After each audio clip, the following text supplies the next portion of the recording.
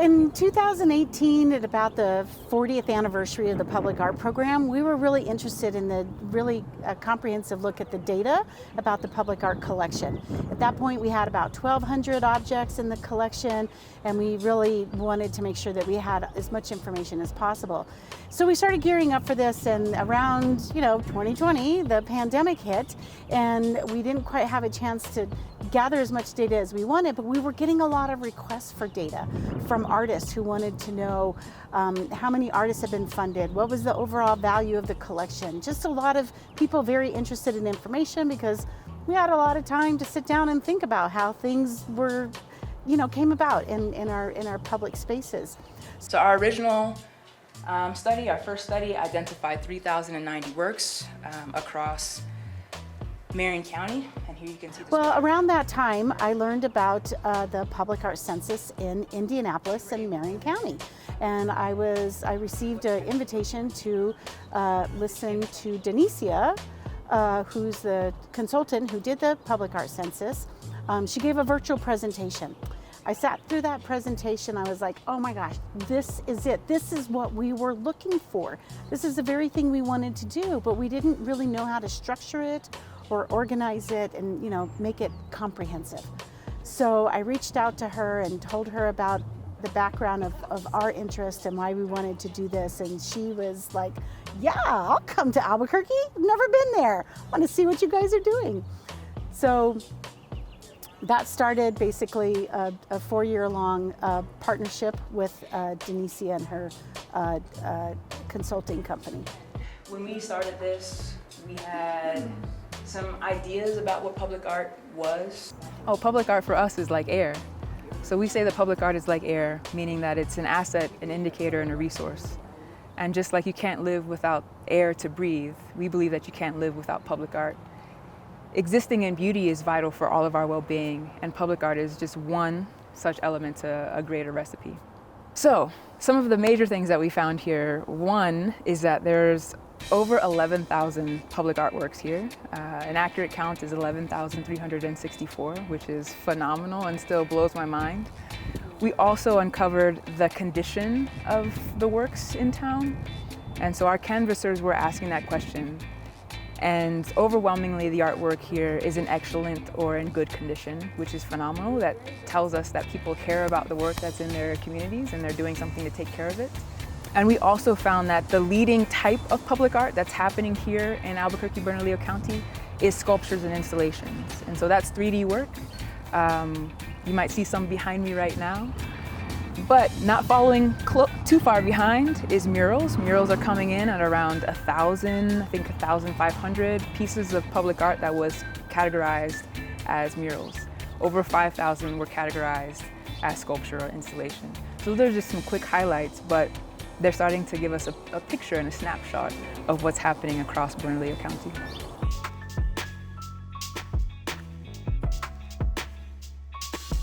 So one of the amazing aspects of this project is that all of the canvassers are from here.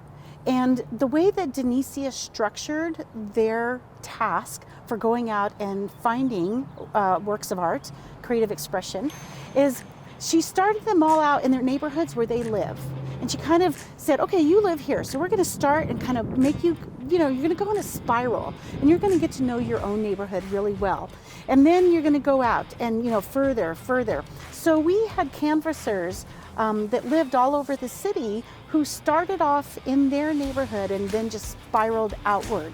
And so they got to know their own neighborhoods really, really well and become advocates for what's happening just right there where they live before they even started going out into broader areas of the city and the county. And I think that was a brilliant way of getting these folks who are, most of them are artists themselves, looking at art in their own neighborhood and really getting grounded in where they live. So public art for us is a very broad category of art in the public realm. And we always take our cues from the community and what public art is locally. So public art is murals, it is sculptures, it is memorials, but it's also performance art, it's festivals, it's descansos, it's interactive digital work. It's everything that we can attribute to someone or someones trying to put their creative thumbprint on a place, so to speak. So public art can almost be anything, but it's not everything. And so it takes us time to get to understand, well, how do you all define public art in your neighborhood? As far as how we were supposed to navigate like what is public art and what is not, it very much was up to us as the canvassers and kind of our intuition to make those decisions. There were certain things that were kind of, especially for me, scouting in the neighborhoods and more like residential areas. Sometimes you'd see something from like Walmart and you'd be like, well, this obviously isn't public art. But on the other hand, if it was something that was self-made, like even something kind of crafty that was like hand-painted, that is something that we would document. Anything that was accessible in the public realm. So if I could see a mural in someone's backyard, I actually wouldn't document that because it was not accessible to the public. It wasn't in the public realm. However, if there was a mural on someone's garage, like painted on their garage, that is something I documented. And then of course like sculptures like this that are like very clearly public artworks. Those are things that I would document. So public art has always been a really like major focal point in my life. I was previously the Cultural Arts Commissioner for the city of Garland in Texas. So it was really something that fell in kind of my wheelhouse as far as like public art is concerned, and my love for public art.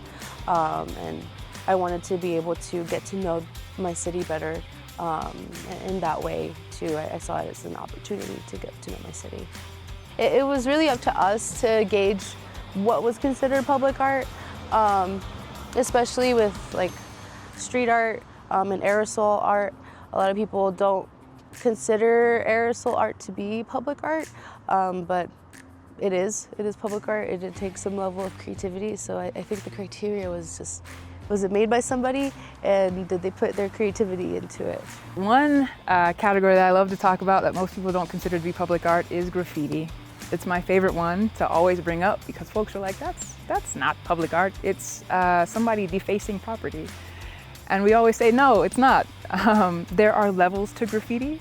And we had the privilege and opportunity to speak with graffiti masters, and they broke down for us how you can determine whether or not something should be considered public art or should it just be considered a tag. And so for graffiti artists and for graffiti masters, they have tags, which is just someone maybe writing their name in black spray paint. And then you have things that are called masterpieces. And this is graffiti where there's layers and depth and vibrancy and movement. And that too is graffiti, and they want their work to be known as art, public art, and art in the public realm. There were public artworks that I came across that were unusual and unexpected. One of my favorites is one that was on Coors, and I forget the name. It was based off of the sandhill crane migrations though. And it's a sculpture of a bunch of different like jetty jacks that were taken from the Rio Grande, and jetty jacks were like used to like help prevent flooding. They took those, this artist took them and aligned them in a way that kind of alluded to like sandhill cranes in flight and sandhill crane migrations. And something I noticed while canvassing throughout the city was how much the artwork is speaking about the natural world and how the artwork brings in the stories of this land.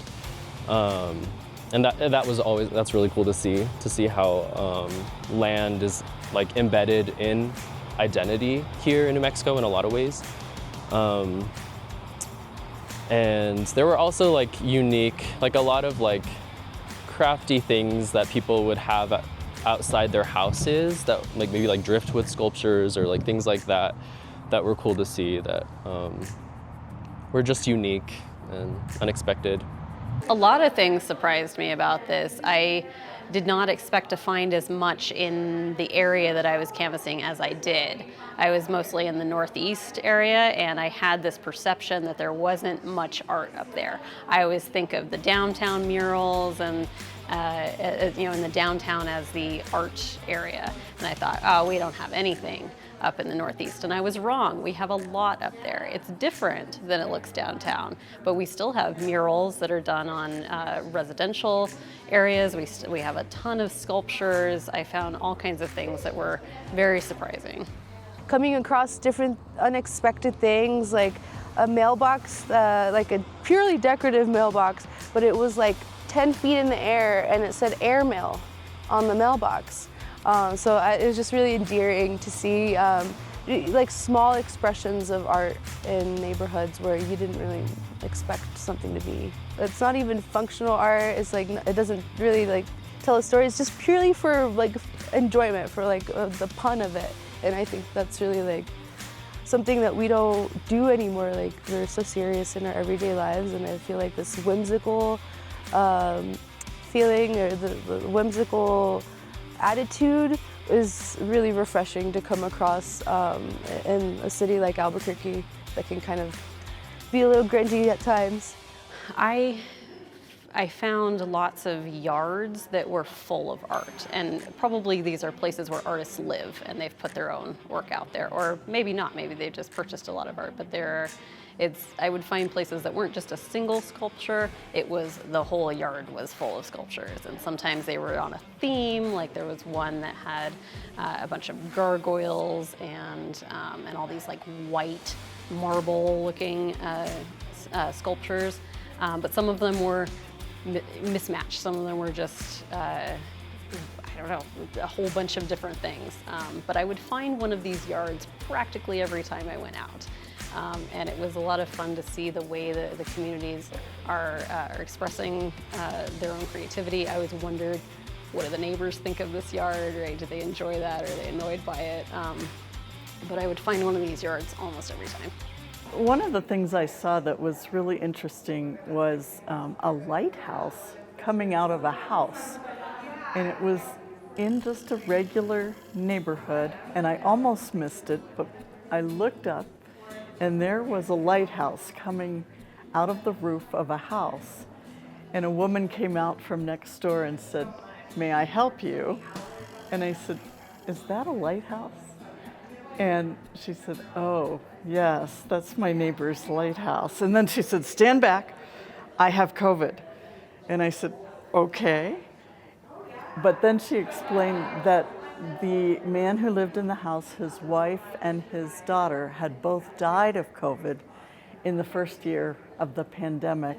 And he had decided to build a lighthouse, not one you could stand in, but just you could, like a, not miniature, but a very tall tower out of the house, just as a memorial to his wife and his daughter. And that was pretty moving to me, just thinking about that process of thought that he would decide to do that. I found a massive graffiti cluster in an area of town that does not see much graffiti above ground, but this was in a culvert that goes underneath a very major street, and in a very high income area where there's $1 million homes above ground, and then the culvert is covered in graffiti. It's a palimpsest of graffiti. You can see it's it's not the tags, but the pieces and the wild style, one on top of the other on top of the other. And I came across this because of a roadside memorial that I'd driven past lots of times and couldn't figure out how to get a good picture of. So I had to park somewhere and walk to get the picture of the roadside memorial. And while I was there, I thought, oh, I'll check this culvert see if there's any cool graffiti there. And I saw an image of, it was like a Snoopy and a pumpkin. I thought, oh, that's cool. I need to kind of walk down into the arroyo to get a better picture of it. And once I was down there, I saw the inside. I was like, this entire place is painted. And so I walked a little ways into it, and it just kept going and kept going. And some of them had dates on them, going back to 2008. So this is a place that this is what graffiti culture calls a chill spot, right? Where it doesn't get scrubbed, it doesn't get painted over. It's been here longer than the subdivision that is above it. And it was a really amazing experience. I felt like I had discovered a sacred place, or a special sort of glimpse into an underground culture that I had no idea existed in that part of town. We know that the canvassers found all kinds of really great things, but the census only captured the things that you could actually be seen from the road.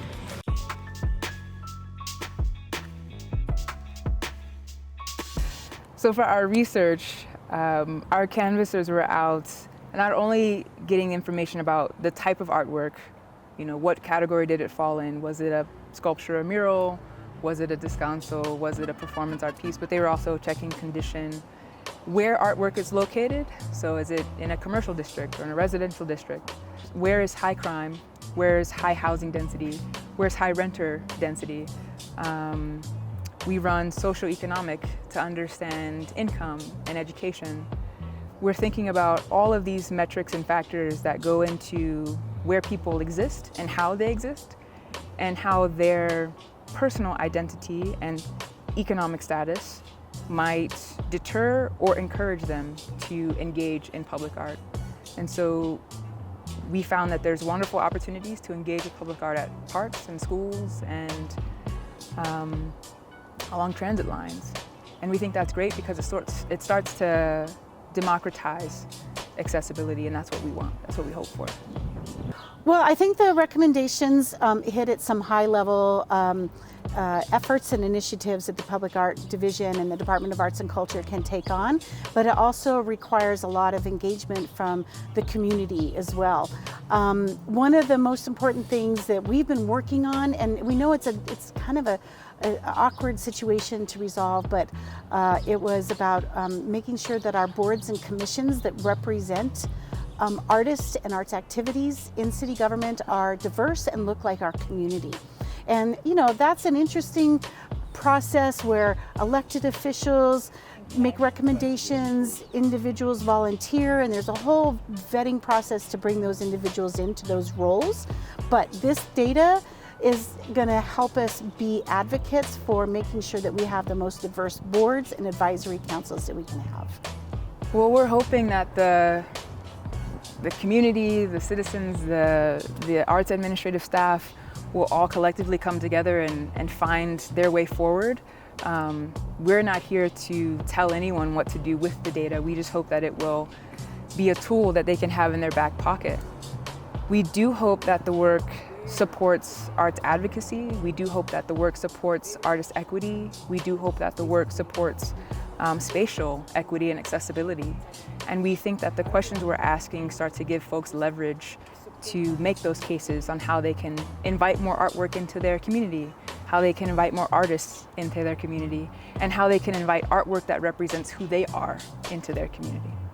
I am so excited about what this data told us, because the first thing is that we are more than double the amount of creative expression in our county than Marion County. I think that once people start to really learn about all the ways that public art is infused in our community, people are going to be really surprised. And I know for a fact that when people start to see more of it, they enjoy it and they look for it in other places. So if you see it in your local neighborhood and you enjoy it, you go to another neighborhood, you see it, you go to another city, you're going to see public art, you go to another country, you're going to have a whole new sense of appreciation about what public art is.